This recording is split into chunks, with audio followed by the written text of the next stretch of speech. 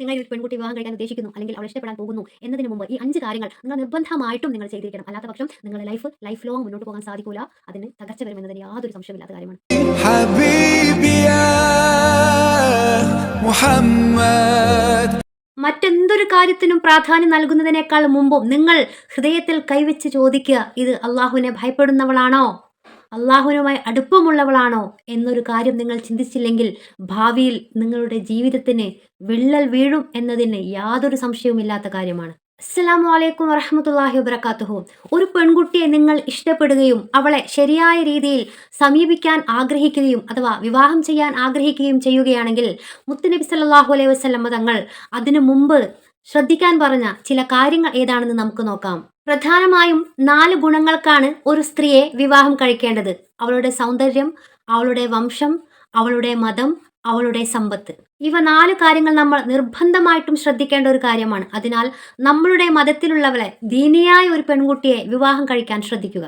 മറ്റു 3 ഗുണങ്ങളെക്കാൾ നിങ്ങൾ ദീനിന് പ്രാധാന്യം നൽകണം. എന്ന് വെച്ചാൽ അവൾ നിസ്കരിക്കുന്നവളാണോ, അവളുടെ സ്വഭാവം നോക്കണം, അവളുടെ ഗുണങ്ങൾ നോക്കണം.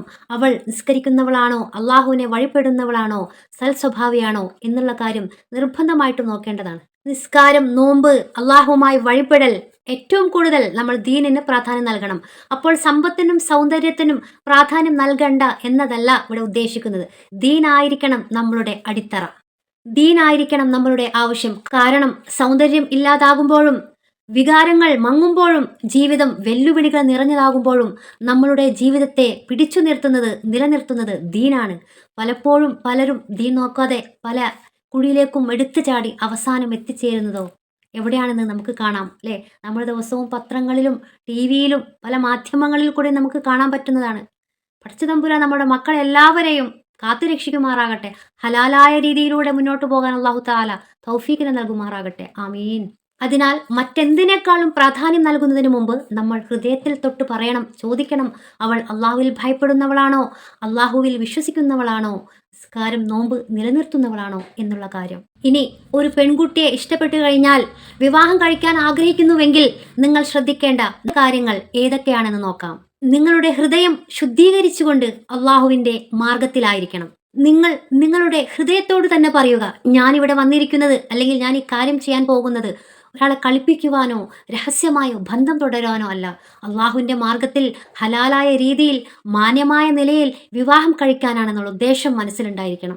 ഇസ്ലാമിൽ നിങ്ങൾ വിവാഹം കഴിക്കാൻ ഉദ്ദേശിക്കുന്ന പെൺകുട്ടിയെ കാണലും അവളുടെ വാല്യൂകളെക്കുറിച്ച് അറിയലും അവളുടെ സ്വഭാവങ്ങളെക്കുറിച്ച് അറിയലും എല്ലാം സുന്നത്തുള്ള കാര്യമാണ്. അവളോട് സംസാരിക്കുന്നതും സുന്നത്താണെങ്കിൽ പോലും നിങ്ങളുടെ ഹൃദയം ശുദ്ധിയുള്ളതാണോ, അള്ളാഹു തആലയുടെ മാർഗത്തിലാണോ, ഹലാലായ രീതിയിലാണോ, മനസ്സിലും ഒരു കറയില്ലാതെ അള്ളാഹുവിൻ്റെ മാർഗത്തിലൂടെയാണ് ഞാൻ അവളോട് സംസാരിക്കുന്നത്, അവളുടെ വാല്യൂകളെക്കുറിച്ച് ചോദിച്ചറിയുന്നത് എന്ന ഉത്തമ ബോധത്തോടു കൂടി വേണം നിങ്ങൾ വിവാഹം കഴിക്കാൻ പോകുന്ന സ്ത്രീയോട് സംസാരിക്കേണ്ടതും പെരുമാറേണ്ടതും. നിങ്ങളുടെ ഹൃദയത്തെ ശുദ്ധിയാക്കിക്കൊണ്ടും അള്ളാഹുവിൻ്റെ മാർഗത്തിലും തുടങ്ങുക. അപ്പോൾ തുടക്കം തന്നെ അള്ളാഹു തആലയുടെ അനുഗ്രഹം നിങ്ങളുടെ മേൽ ഉണ്ടായിരിക്കും. അതാണ് ഒന്നാമത്തെ കാര്യം.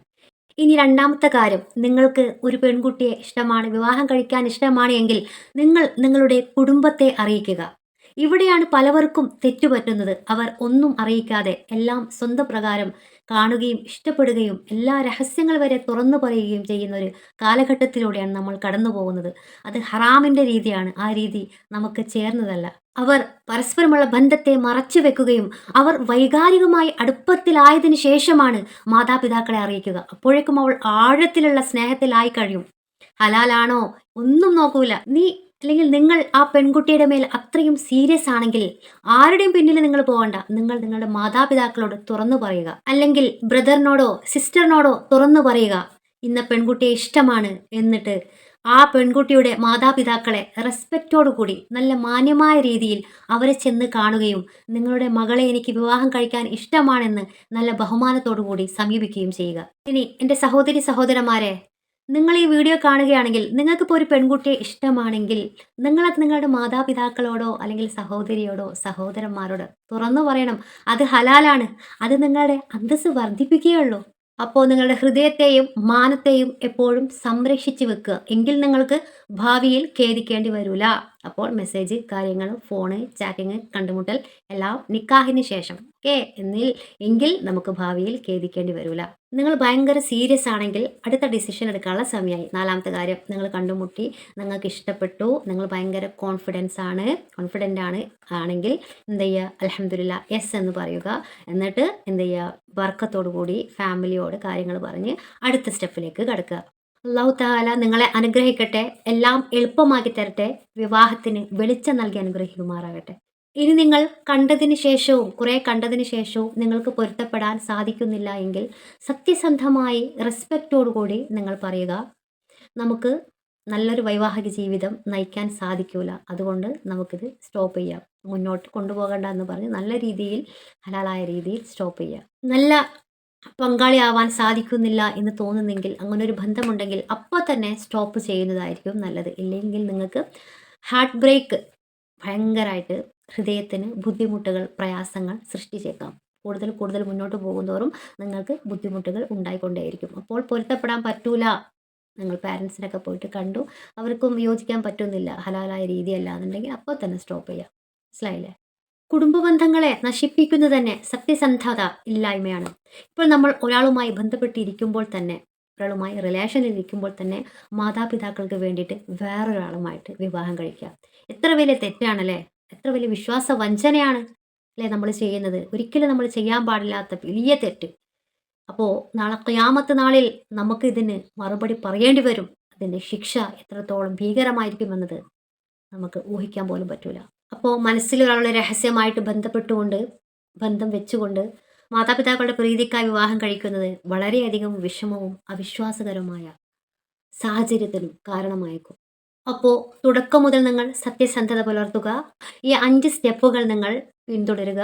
നിങ്ങൾ എപ്പോഴും പടച്ചവനോട് ഇത് ചോദിക്കണം, അല്ലെങ്കിൽ നിങ്ങളിങ്ങനെ പ്രാർത്ഥിക്കണം, അല്ലാഹുവേ, എൻ്റെ പാർട്ട്ണർ എൻ്റെ ദീനിലും എൻ്റെ ദുനിയാവിലും എൻ്റെ ആഖിറത്തിനും നല്ലതാണോ എന്ന്.